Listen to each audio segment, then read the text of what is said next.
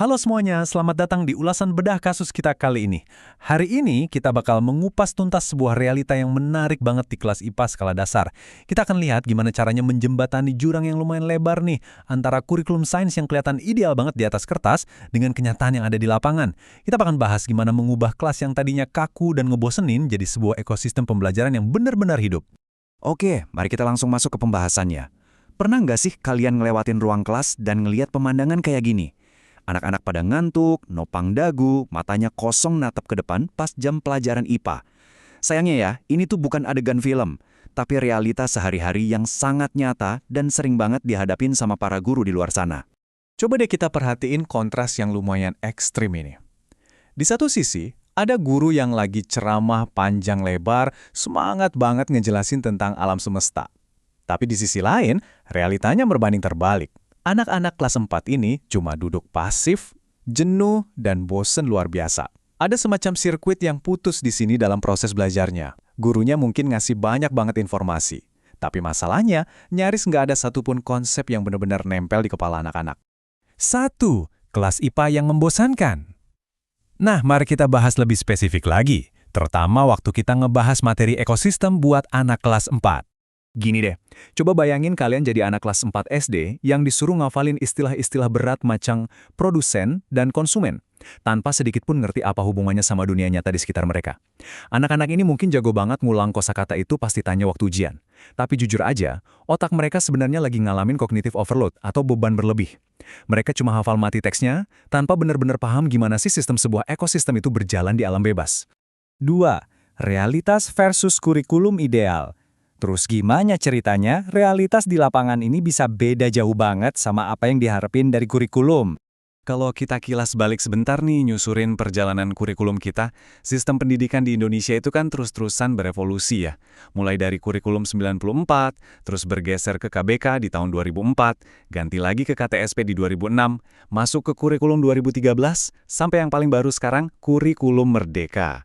Sistem kita itu sebenarnya secara konsisten udah berusaha banget buat geser ke arah pembelajaran yang fleksibel, berbasis proyek, dan ngasih pengalaman langsung ke anak.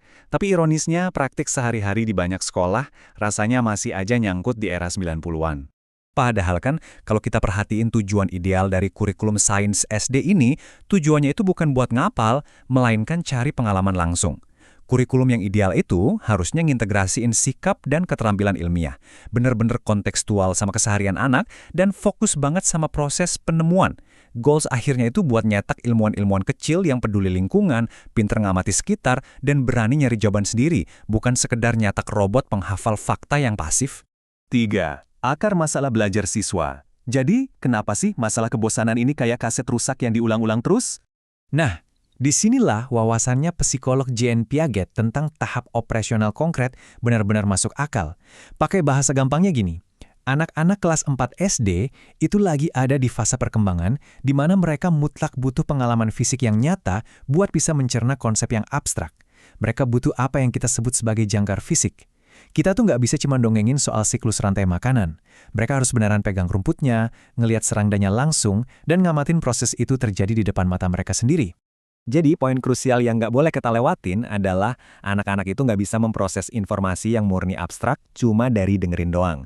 Maksain mereka duduk manis dengerin ceramah teori tentang topik yang harusnya dinamis, kayak ekosistem, itu benar-benar ngelawan kodrat psikologi perkembangan mereka.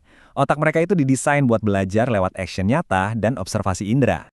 Ini tuh ibarat tarik tambang ya. Di satu sisi, kita punya zona aman dari guru, yaitu ngajar dalam kelas yang rapi, tertutup, dan gampang banget dikontrol. Tapi di sisi lain, kebutuhan si anak ini justru ada di discovery learning atau eksplorasi aktif di luar ruangan. Benturan ini kerasa banget. Ketakutan pendidik kehilangan kendali kelas, tabrakan langsung sama kebutuhan biologi siswa yang emang lagi gatel pengen gerak fisik dan eksplorasi dunianya. 4. Strategi G2, Predict, Do, Reflect. Terus, apa dong jalan keluarnya buat ngejembatanin ini semua? Nah, ada 3 langkah yang benar-benar game changer dari strategi ini, yang dijamin bakal ngubah dinamika kelas kalian secara instan. Pertama, predict. Ajak anak-anak nebak secara logis. Kedua, do. Lakuin observasi fisik langsung, misalnya nyelidikin halaman sekolah. Dan ketiga, reflect. Kasih ruang buat siswa secara mandiri nyambungin apa yang mereka temuin tadi sama teori sainsnya. Alur ini benar-benar membalik keadaan loh. Teorinya nggak disuapin di awal, tapi dibiarin ditemukan sendiri sama mereka. Biar lebih kebayang, di tahap predik atau prediksi tadi, coba deh kalian lempar pertanyaan seru kayak gini sebelum buka buku cetak. Kira-kira apa ya yang bakal kejadian sama taman sekolah kita kalau tiba-tiba semua semut di sana ngilang? Pertanyaan pemantik kayak gini tuh secara instan bakal ngebakar rasa penasaran mereka. Otak mereka langsung mikir keras, mulai pada debat dan antusiasme belajar langsung meledak bahkan sebelum materi ekosistemnya kalian jelasin. 5. Laboratorium alam di sekolah. Gimana caranya kita ngeksekusi ide keren tadi tanpa bikin kantong jebol? Sebenarnya ada banyak banget solusi praktis yang literally bisa langsung kalian pakai tanpa butuh biaya mahal. Pertama, bikin kartu ekosistem lokal. Pakai aja hewan atau tumbuhan yang emang ada di sekitar sekolah. Kedua, diorama rantai makanan. Biarin anak-anak berkreasi bikin ekosistem 3 dimensi pakai kardus bekas atau daun kering. Ketiga, jendela observasi 15 menit. Kalian cuma perlu bawa mereka keluar sebentar buat nyatat interaksi alam secara live. Percaya deh, alam itu sendiri udah jadi laboratorium paling lengkap yang pernah ada. Jadi intinya, solusi paling jitu itu bukan soal beli alat peraga yang canggih dan mahal.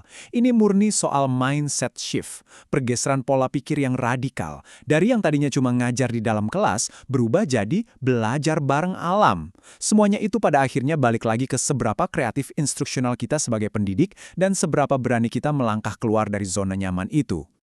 Pemikiran tadi ngebawa kita ke penghujung ulasan kasus kita kali ini. Saya pengen nutup ini dengan satu pertanyaan buat kita renungin bareng-bareng. Sudahkah Anda membawa dunia nyata ke dalam kelas hari ini? Yuk, jadiin ini sebagai dorongan buat mulai action nyata, ubah cara ngajar kita, buang jauh-jauh rasa bosan di kelas, dan mulai bimbing siswa kita buat belajar langsung dari dunia yang hidup di sekitar mereka. Makasih banyak udah ngikutin ulasan ini dengan antusias. Selamat mencoba di kelas masing-masing, dan sampai jumpa di ulasan seru berikutnya.